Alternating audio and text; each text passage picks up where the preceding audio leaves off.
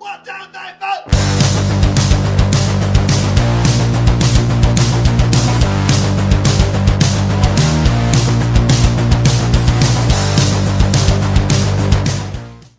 ายดีมื้อนี้เฮามา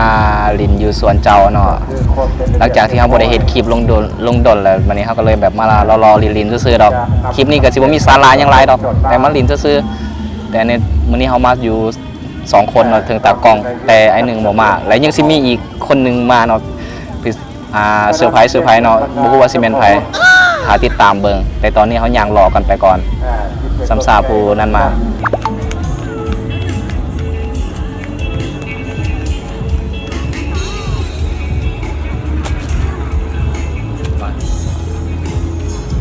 เดี๋ยว15ยางเนาะเดี๋ยว15ยางรอเลยเพราะว่ามัน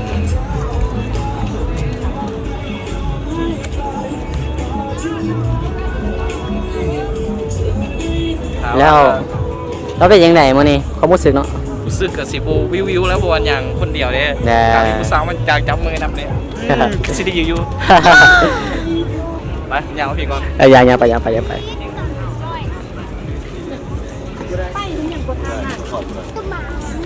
เฮ้ยทางลุมให้ทางลุมเฮ้ยวิวงามว่ะขอยลงบ่ลงลุมบ่เฮ้ยฮะลงนี่แหละเบิ่งนี่วิวมันงามนี่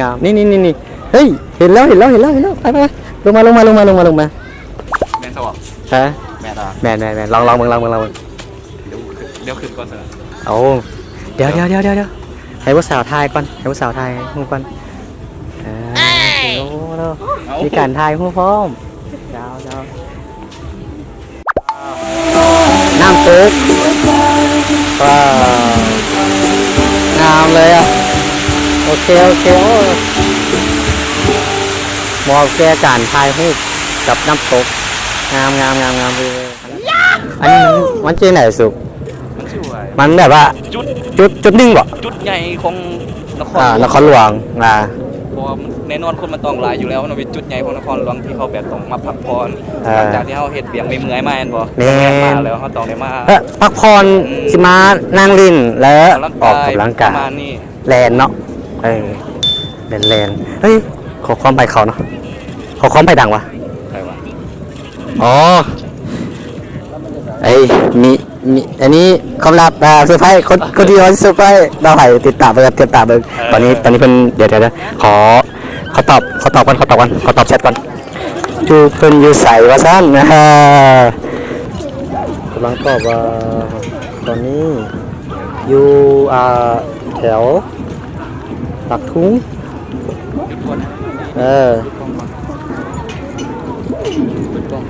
โอเคเนาะเดี๋ยวเท่านี้ก่อนเดี๋ยวถ้าเบิ่งว่า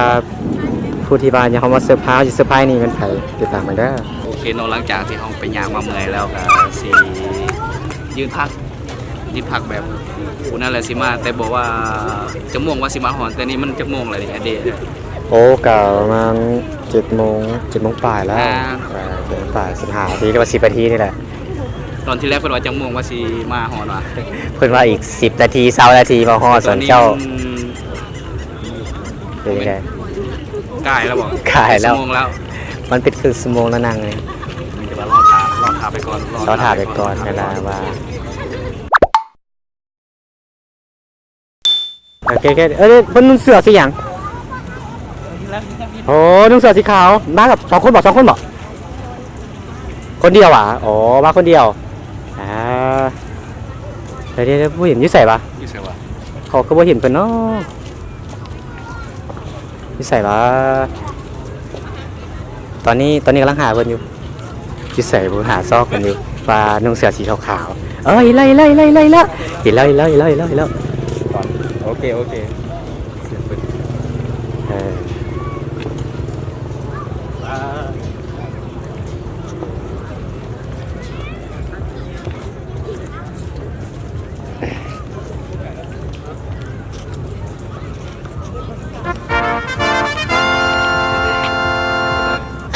สบายดีต่ำเลยวะฮะไว้ไหนคือจับแบบนี้โอ้ยคนสไตล์มือกล้องเนาะอันไหนกินต่ำบ่ เอ้คนที่เขาจะเซอร์ไพรส์คนนี้แหละเด้อ เขาพูดสีเลยขาวอ่ะขาวอ่ะขาวเสื้อ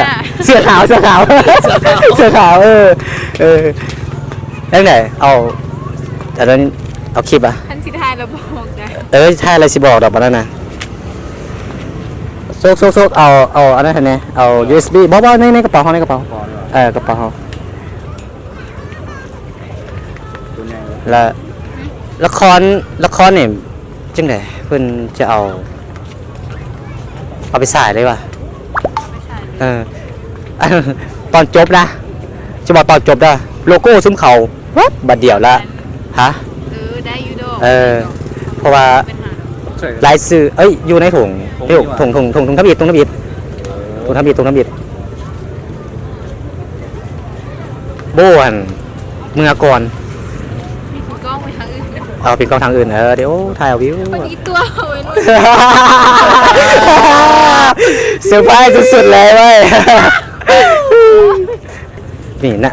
นักแสดงหลักนักแสดงหลักเลยนี่เบื้องหน้าเราเลยนักเป็นละครหนึ่งเนาะละสุกบ่ คนยังวะ ละครยังเกาะละครอย่าง ละครชีวิต ละครออมเงิน เกี่ยวกับ การออมเงิน การออมเงินนี่แหละดักเองวะ ฮะ นี่ว่าดักเอง นี่แหละเฮ้ยบ่แม่นตัวรักเป็นบ่มีนางเอกมันเป็นแบบไหนคนละพิเศษอธิบายนะ อธิบายคร่าว อธิบายคร่าว เป็นแบบว่าเป็นการตั้งเป้าหมายให้ชีวิต จะ แล้วก็ทอนเงินออมเงินเพื่อสิ่งที่ตัวเองอยากได้ใช่ไหมเซ็นบ้านกับรถ เป็นเป้าหมาย อันนี้ผู้ใหญ่เบิ่งได้เด็กน้อยเบิ่งดีใช่ป่ะ ๆตัวนี้ มั มัน น แล้ว ประมาณนี้ตัวนี้ไพ่ก็มีความฝันไหมเนาะ แม่เปิดความฝัน ทุกคนแหละต้องมีความฝันเขาต้องอดทนต่อการที่ได้อหย่างมาได้ง่ายๆนะบ่ได้มาง่ายๆได้เนาะ ประมาณนี้ แมนและไปไหนต่อดิเอาจะไปใช่นี่ กินตำอุ้ยกินตำ จืดลูกซี อยู่เอาจะใส่ห่านใดเตะฮะดูโอ้ห่านทางลุมไปเถอะเดี๋ยวว่าสิ่งไหนสุดโอ้ยสุดห่างๆกันได้คนละสีเลยเดี๋ยวห่านโอ้รถหลายรถโคตรหลายเลยครับ ต้อง ระวังเขาจะว่า ทางมาลาย เขาจะว่าอย่างก่อนต้องข้ามทาง มาลาย มาลายขันหน้าบ่ลายขามได้บ่ บอกได้ต้องคำ ไปยัง เป็นอย่างรถเสียวรถสีเหยียบ สิเหยียบตอนนี้เขามานั่งอย่างสุขอยู่นี่ ตัวนี้เขาหลังจากยางรอเมื่อยซะยางรอเมื่อยแล้วก็นั่งหาผู้ใดผู้หนึ่งเมื่อยก็เลยว่ามาลองของจะหน่อย ทาไปจะข่าวไปถ่ายไปวะ ทาอะไรทาคนนี้ที่โอเคแต่ตอนนี้เขาต้องขอกินกันเนาะ เอาสิบอก โอเคได้ละว้าวนี่ ใส่แฟตเลย อาหาร ใส่ไป มันจะมาเปลืองแบบ อาหารมาแล้วเนาะอันนี้เป็นยังโอ้เดี๋ยว เช่นบอก แกงอยู่ขายมาเห็นหนาคนไหม ต่ำอันนี้แมนกิโล มี ซี อย่าง น ซีเหรอ ฮอตดอกล้อมมิดทะเลเป็นยังไงเสือฮะ เมื่อย เมื่อยบ่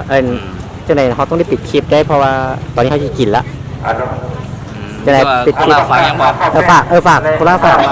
ฝากไม่มียัง เคยเห็นอันนี้กันได้ปะ ได้ก็เป็นยัง เอาถึงจับ เอาคนละ ปิดคลิป ปิดคลิปให้ปิดคลิปแมนแล้วให้ปิดคลิปแน่ ปิดจังไหนล่ะ โอ้บอกคนฝากมียัง ฝากเลยอย่างนี้ โมมีอย่างฝากเส้นก็ฝากติดตามหนังสั้นของทางพวกเฮานี่เด้ออันเกี่ยวกับการออมเงินทางเฟซบุ๊ก ทาง Facebook ก็คือโคล่าคำพูแสง COLAR โอเคละจะมีอันทางรุมเนาะทางรุมกล้อง เดี๋ยวขึ้นทางกล้องไว้ให้ทางมุมกล้องไว้ให้ แต่